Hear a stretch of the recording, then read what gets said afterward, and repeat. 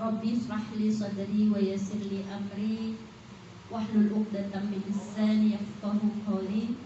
Subhanaka la ilma lana illa ma 'allamtana innaka antas samiul alim. Allahumma salli ala sayyidina Muhammad. Allahumma salli wa sallim wa barik alaihi miftahi bab rahmatillah adada ma fi ilmillah salatan wa salaman daimaini bidawamin mulkillah wa ala alihi wa sahbihi ajma'in. Amma ba'd. Bismillahirrahmanirrahim.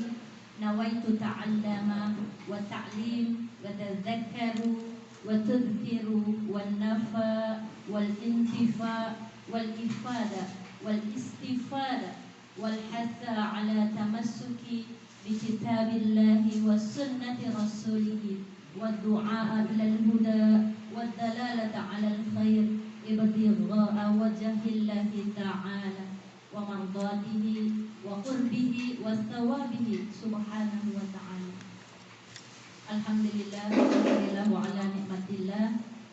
Hari ini saya diminta hadir untuk membersamai kita semua bukan dalam kapasitas taujih ya, ibu-ibu dan bapak-bapak, teman-teman semua. Kita semua adalah guru kehidupan. Ibu-ibu dan bapak-bapak semua memiliki keahlian dalam kapasitas masing-masing, masya Allah. Masa saya ngeguruin guru ya, kan sombong banget ya.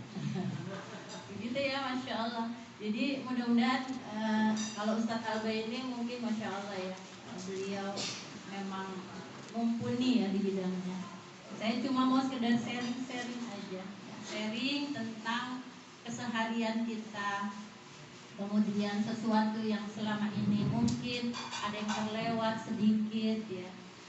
Sebelumnya saya ucapkan terima kasih kepada Ibu Reni, kemudian Bapak Ketua Persada hadir, tidak ya, Bapak Alex ya, dan juga Bapak Dede Sunapa ya, kemudian Bapak Agus, Insya Allah sebagai Ketua Jumat Berkah ya, Masya Allah.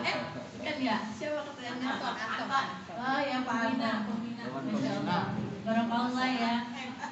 Alhamdulillah ya, ibu-ibu dan bapak-bapak semua, kalau sudah istiqomah mau membantu saudara kita, itu bagian dari ciri-ciri orang yang dicintai oleh Allah Subhanahu wa taala. Amin. Masya Allah ya, saya bahagia banget kalau baca di grup ya, grup SMP 2 yang demikian aktif ya, yang ada olahraga, apalagi Pak, macam-macam kegiatan sosial gitu ya. Apa? Karaoke. Masya Allah gitu ya. Jadi aktif dalam kebaikan gitu ya. Aktif dalam mengajak orang berbuat baik. Masya Allah ya. Jadi nah ini adalah sebuah bagian dari ciri-ciri apa yang akan nanti kita bicarakannya. Allah Subhanahu wa taala membersamai kita di dalam surat Al-Baqarah ayat 21. A'udzu billahi minasyaitonir rajim. Bismillahirrahmanirrahim. Ya ayyuhan nasu u'budu rabbakumul ladzi khalaqakum wal ladzina min qablikum la'allakum tattaqun. Itu ya. Jadi ibu bapak semua mungkin udah hafal nih surat Al-Baqarah 21. Ada yang hafal, Bu? Saya aja nggak hafal, Bu. Saya masih baca gitu ya. Ya, jadi di dalam surat Al-Baqarah ini Allah Subhanahu wa taala mengajak kepada kita ya. Sembahlah Rabbmu ya. Ya ayuhan nas, berarti apa? Semua manusia. Jadi bukan ya ayuhal mukminun. Kalau mukmin berarti orang-orang beriman. Ini ayuhan nas ya, orang yang manusia semua. Allah mengajak untuk menyembah Allah. Menyembah Allah, mengesahkan Allah, jangan sampai menduakan Allah. Karena ciri-ciri manusia yang masuk surganya Allah itu adalah orang yang ya ayyatuhan nafsul mutmainnah. Surat apa Bu itu? Oh my God. Irji'i ila rabbiki radiyatan mardiyah. Masya Allah ya. Ya ayuhan apa Bu? Nafsul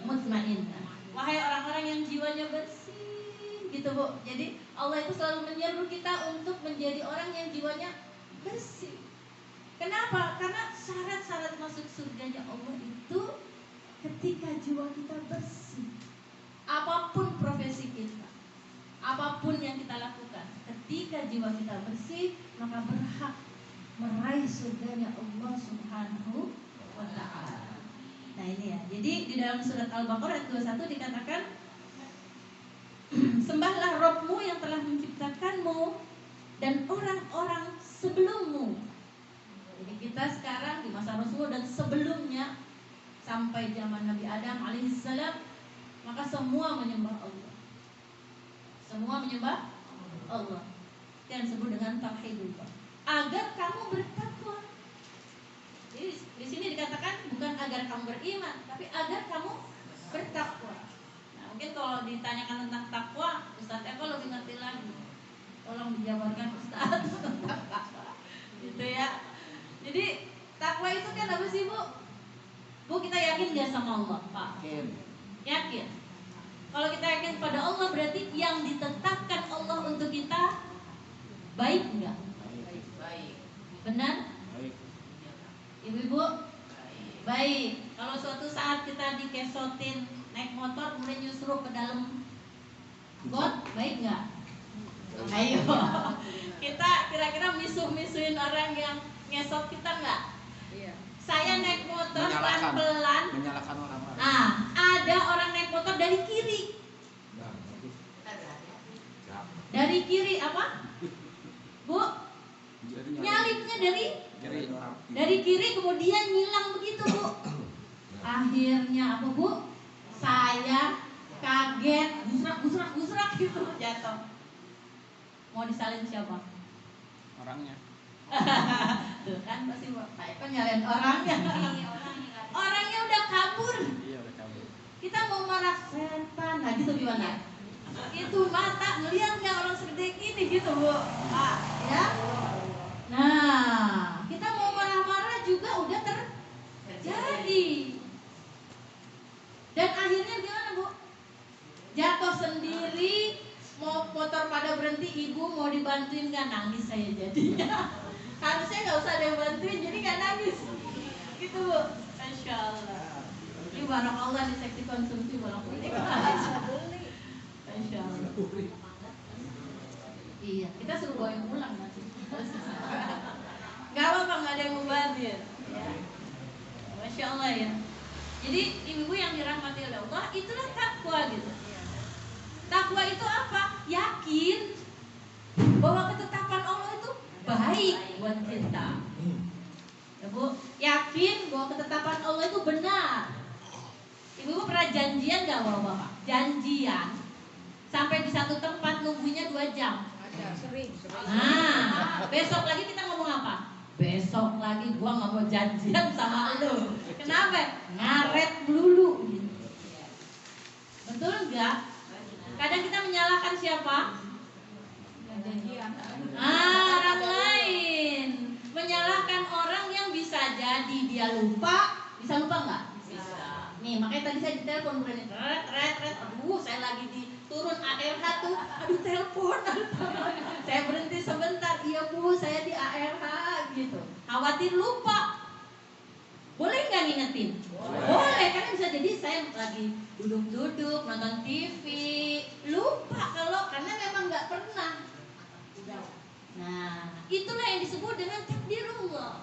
Ketika seseorang yakin dengan takdirullah, dia tidak bisa menyalahkan siapa yang membuat musibah pada dirinya. Ya Bu, kadang kita suka nyalahin nggak? Nah, apalagi yang naik mobil, ada motor gasruk di pinggir kita, baret panjang, gimana Bu? Marah. Yang kebayang gimana Bu? 1 pintu 700.000, bener? Kalau 2 pintu berapa? Siapa yang mau ganti? Orang udah kabur. Nah, kalau sudah seperti itu berarti apa? Berarti kita tidak bisa menyalahkan siapa yang berbuat salah, karena sesungguhnya itu sudah diatur oleh Allah. Jadi gimana harusnya Bu ketika Innalillahi wa inna ilaihi rajiun. Benar gak ya? Benar. Ini bapak yang suka survei. Lagi disurvei, jawabannya nggak sesuai dengan keinginan kita, kesel kita gitu misalnya ya. Survei mobil. Masya Allah. Jadi kita hanya bisa mengucapkan innalillahi wa inna ilaihi rajiun. Bu Sinta janjian, waktu adalah uang kata Bu Sinta. Gue pengen cepet-cepet nih, mau ada kondangan habisin. Pernah nggak Bu? Bapak kondangan 3? Pernah. Jadi satu. Jadi kita waktu adalah, waduh, masya Allah. Padahal sesungguhnya ketika kita datang di satu tempat itu sudah ada tulisannya di Lauhul Mahfuz. Pernah nggak satu tempat nggak kita hadiri karena nggak keburu? Kita akhirnya nge-WA, maafin, nggak keburu, di jalan macet. Kenapa? Ayah ini disuruh batalin. Oh, batalin. Batalin. Tuh, ya kejadian kan. Berarti itu takdir Allah. Bukan kita. Dan orang yang apa Bu? Orang yang ibarat kata apa tadi yang ngadain nikahan apa itu temen gue kagak ada yang dateng misalnya begitu, nggak boleh dia seuzur kepada Allah karena itu adalah bagian dari sesuatu yang sudah diatur di Lauhul Mahfuz. Hari ini kita mau kemana, siapa yang meninggal, siapa yang nanti dimandikan, siapa yang meninggal, gak ada yang memandikan. Pernah Bu Bapak dengar orang yang meninggal dicarikan amilnya nggak ketemu, semua amil sibuk sedang memandikan. Masya Allah. Itu saya ketika memandikan beberapa jenazah, saya bilang ini kok jenazah gampang banget ya dimandikan. Yang lain tuh 2 jam saya harus ketika dilihat perutnya keluar lagi, keluar kotoran lagi, jadi lancar gitu. Tapi kita jadi lama. Kan Rasulullah mengajarkan ketika memandikan jenazah itu ditekan perutnya pelan-pelan gitu. Karena jenazah itu merasakan, kalau kita kasar gosok gitu, itu merasakan. Jadi pelan-pelan. Itu ketika ditekan keluar lagi. Kenapa? Karena jenazah ini nggak sakit. Umumnya gimana Bu kalau orang meninggal? Udah sakit lama, udah seminggu nggak mau makan, ya gitu ya. Kemudian apa lagi? Udah tinggal infusan doang. Kurus. Bencet. Coba Bu, yang kita makan, ini sekarang kita makan. Kapan keluarnya? Besok. Lusa. Besok.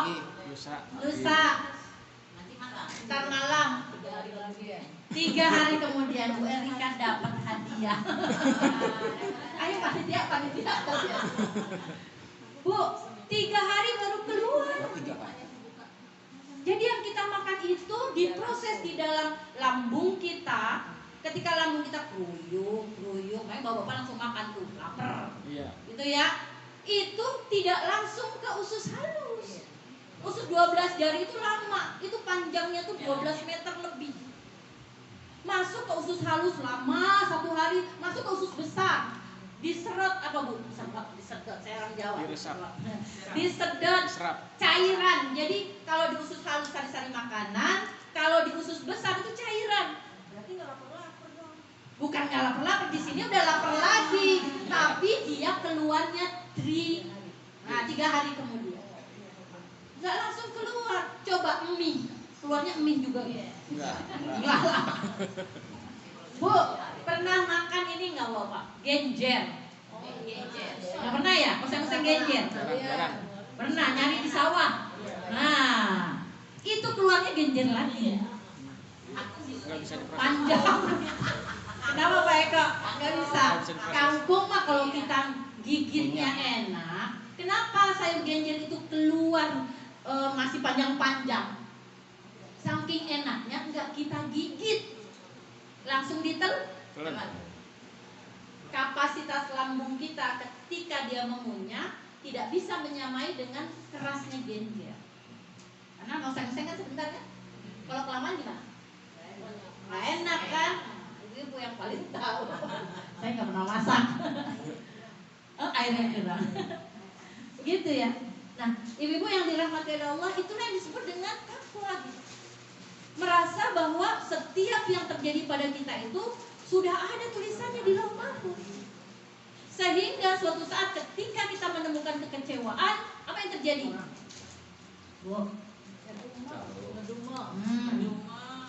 Kalau kita lihat pasangan hidup kita suka mengecewakan apa membahagiakan?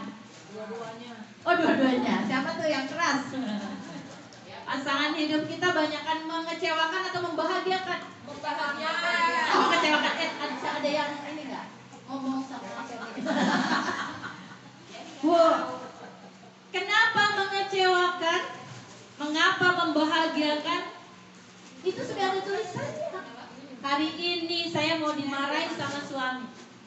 Hari ini kata-kata suaminya tuh pedes kayak cabai apa? Rawit, setan. Cabai ganas. Jangan disebut-sebut dia, nanti tambah gede. Gitu, Bu. Jadi kadang saya juga kan ini ya, Bu, merasakan gitu ya. Kita sudah ngerjain pekerjaan rumah dari pagi sampai pagi lagi, kagak ada malam, Bu, pagi lagi. Cucian piring pernah habis nggak? Enggak. Ada dulu. Tuh bapak-bapak nggak ngerasain cucian piring nggak pernah habis. Nah, bapak bilang, ini kotor amat sih belum dicuci. Tuh, protes dulu bapak-bapak, padahal istrinya udah capek. Tadinya tangannya kayak putri, kayak bapak. Oh, dari dulu kayak bapak kalau saya. Gitu, Bu. Nah, kadang apa yang kita inginkan tidak sesuai dengan apa yang terjadi. Ya, Bu. Bapak nyari nafkah, pulang pengennya gimana? Dimanjain. Bersih. Kemudian apa lagi? Anak-anak udah mandi. Apa lagi? Jangan bilang, papa bayaran 3 juta lagi, Pak. Papa enggak ada yang mau begitu. Baru pulang terus ngadu kurang Tapi yang terjadi kadang tidak sesuai. Akhirnya kita marah. Nah, sekarang saya mau nanya nih, apa penyebab orang marah? Bu, ini kita lagi ngomong takwa nih, ekonomi. Apalagi Pak Eko? Capek. Kesel. Sama capek. Hah? Oh, sayang dimarahin. Ada nggak sayang dimarahin? Ada. Hah? Karena sayang gua marahin gitu ya. Apalagi? Selingkuh bisa nggak? Bisa. Sehingga jadi marah? Bisa. Bisa.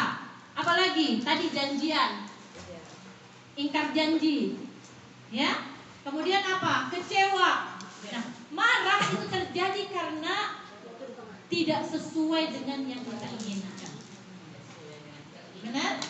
Sesuai yang kita inginkan. Nah, padahal kalau kita tahu tadi apa?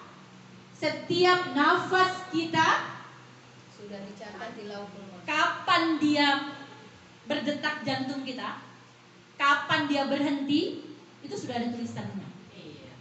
Berarti harusnya kan nggak perlu marah. Kenapa ibu-ibu suka marahin bocah? Manusiawi. Manusiawi. Saya tanya, bocah kesalahannya apa? Mau dimarahin? Setan. Oh, saya kata.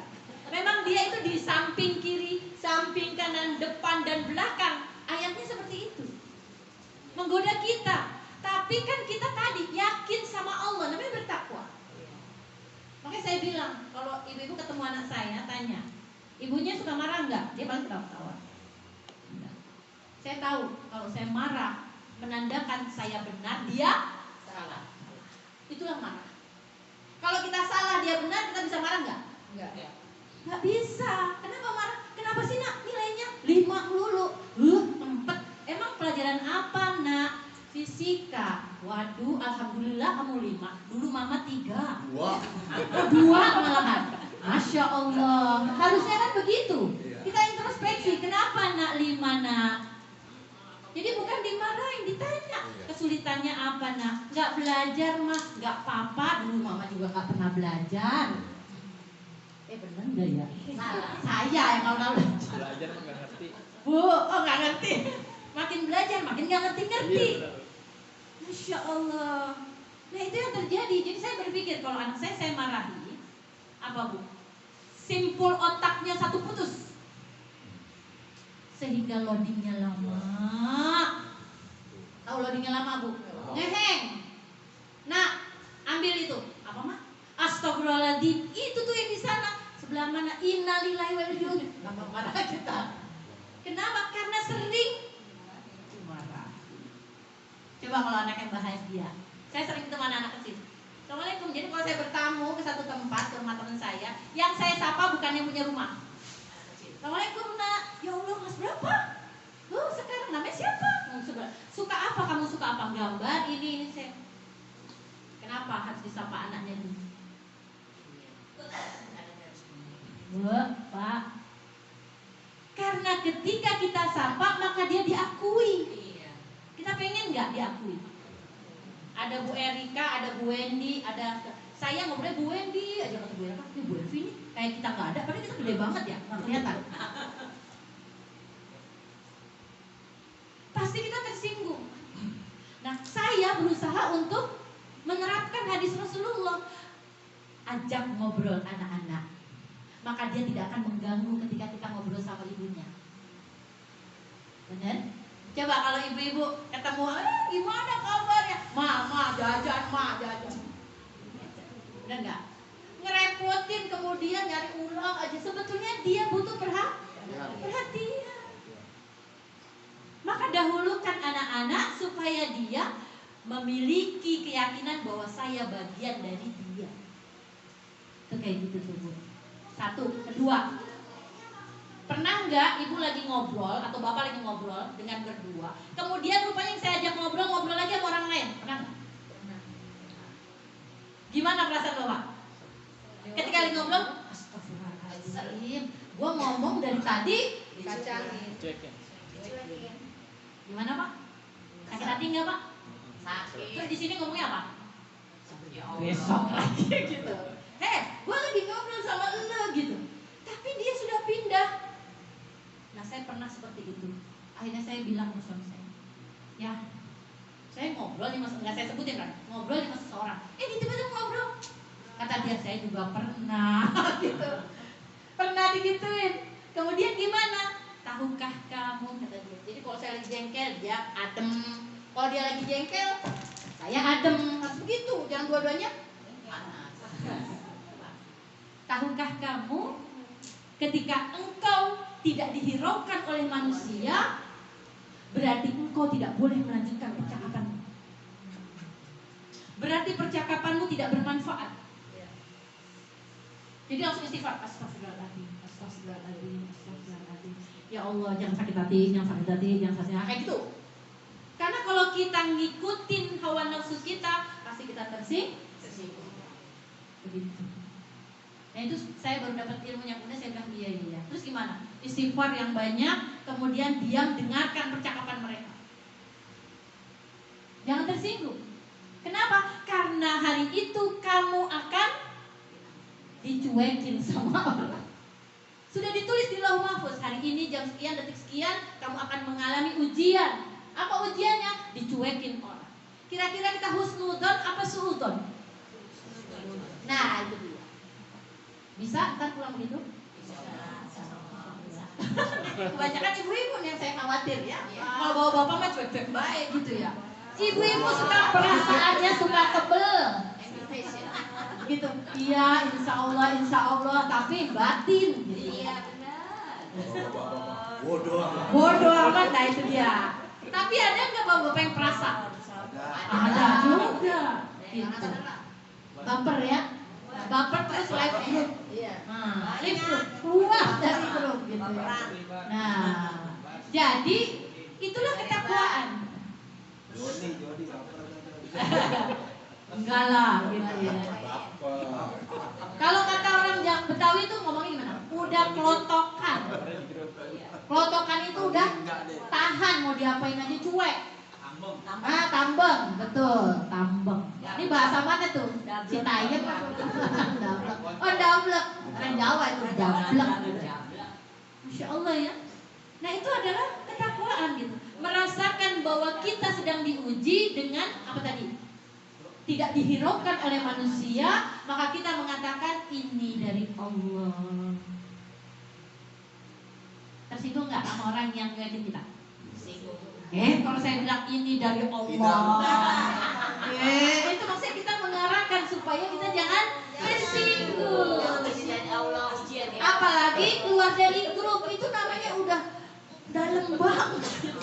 Kalau misalnya sebenarnya bukannya tersinggung, udah menghindari. Iya, agar menghindari. tidak terjadi seperti itu lagi. Iya, Jadi, kata ibu gini, ngalah. mendingan gua menghindar daripada gua amprokan mesti berantem lagi. Iya, kan menghindari jauh lebih Iya. baik. Berarti apa Bu?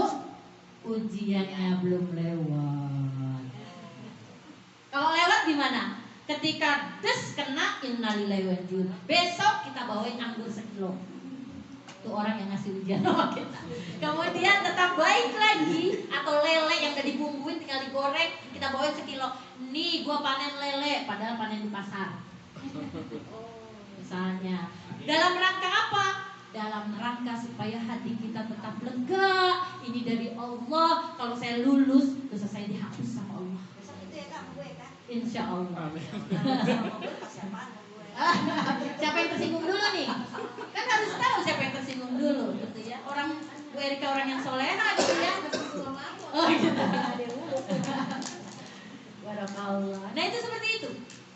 Itulah ketakwaan.